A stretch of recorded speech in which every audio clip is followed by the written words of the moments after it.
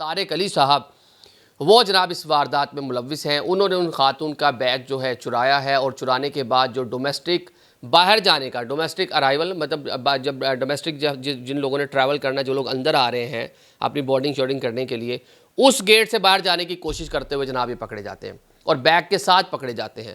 اور کیونکہ ان کو پہلے ہی مانیٹر کیا جا رہا تھا، جو سی سی ٹی وی کیمرہ تھا ادھر دیکھا گیا تھا کہ کس شخص نے جو سامان آیا ہے، لگیج ہے، اس میں کوئی ہینکی پھینکی ماری ہے.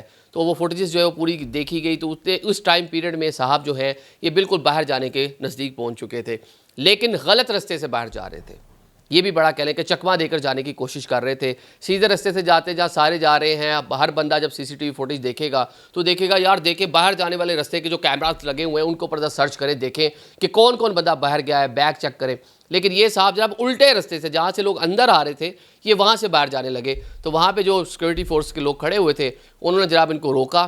تو آئے ان سے جھگڑ پڑے، جناب میرے پاس یہ دیکھیں، یہ میرے پاس موجود ہے ایئرپورٹ کا کلیئرنس کا، میں یہاں کا سٹاف ہوں، انجینئرنگ کے محکمے میں کام کرتا ہوں، مجھے کیسے روک سکتے ہیں؟ لیکن انہوں نے پھر بھی نہیں جانے دیا.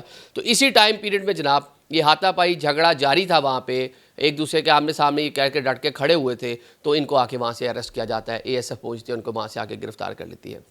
اب یہ بتایا جا رہا ہے کہ پہلی بار نہیں ہوا یہ ماضی میں بھی یہ صاحب کے اوپر سامان چوری کی جو ہے کہہ لیں کہ شکایات ان کے حوالے سے موجود تھیں، اور یہ پہلے بھی اس طرح کے 2 نمبریوں میں کہہ لیں کہ ملوث رہے ہیں. اور اب ان کا جو پاس ہے وہ منسوخ کر دیا گیا ہے، ان کو تحویل میں لے لیا گیا ہے. اب اس کو مزید انویسٹیگیشن ہوگی.